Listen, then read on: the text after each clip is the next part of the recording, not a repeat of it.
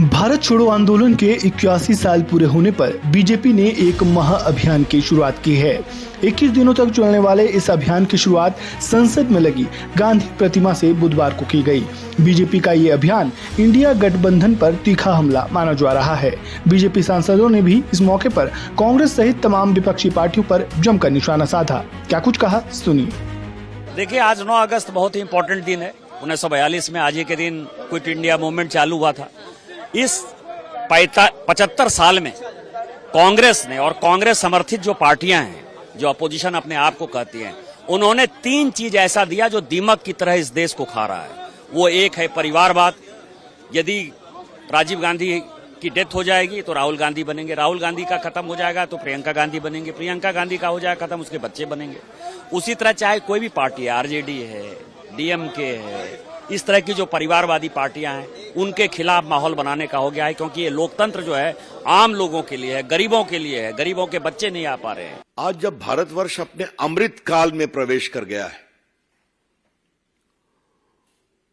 और 2047 में 2047 में अपनी आजादी के 100 वर्ष पूरे करेगा,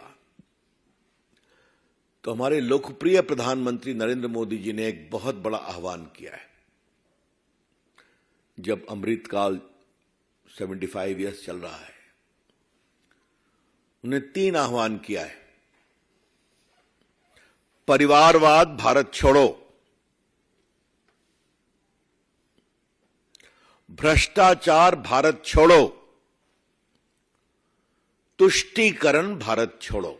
ये लोगों ने 65 साल इन लोगों का शासन रहा, उसमें सारे वंशवादी रहे, परिवारवादी रहे, हम लोगों को भी भ्रमित करते रहे कि भाई यही लोग देश चला पाएंगे। लेकिन जब सच्चाई यशस्वी प्रधानमंत्री मोदी जी आए 2014 के बाद पता चला कि देश का हजारों लाखों करोड़ रुपया गायब हो जाता था। आज सड़कें बन रही है, गांव देहात, गरीब किसान, वंचित शोषित आज तरक्की कर रहा है। आज पूरा 80 करोड़ जनता को 3 साल से अनाज मिल रहा है। यही देश, यही तंत्र, यही यंत्र, यही अधिकारी, यही बाबू साहब।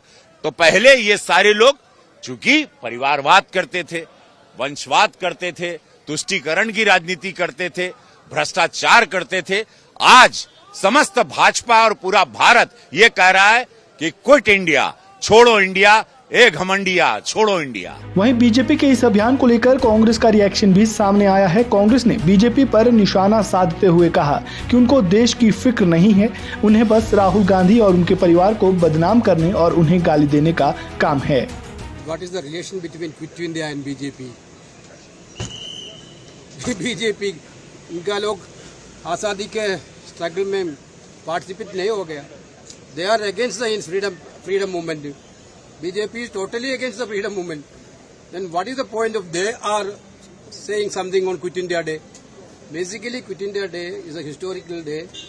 Mahatma Gandhi ji asked the entire people of India to fight against British Raj and tell the British Raj to quit India immediately, because that was a thing, one of the best moment for the Indian freedom struggle.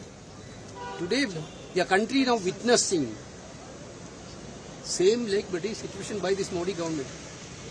Everywhere dictatorship, everywhere divisive politics. तो यही तो उनकी और एक ही तो काम बनते हैं। देश के लिए नहीं सोचते, समाज के लिए नहीं सोचते, मणिपुर के लिए नहीं सोचते, खाली राहुल गांधी जी, उनके परिवार, सबको गाली देना ही इनका फर्ज बनते हैं। और कुछ नहीं आते हैं इन लोगों को, सिर्फ गाली दिया करो और राहुल गांधी उनके परिवार को। इतना क्यों डरते हैं राहुल गांधी से मोदी और मोदी की सरकार, उनके सारे नुमाइंदे?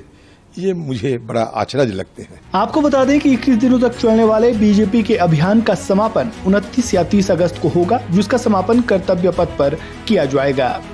इस खबर में फिलहाल इतना ही। ताज़ा अपडेट के लिए बने रहें वन इंडिया हिंदी के साथ।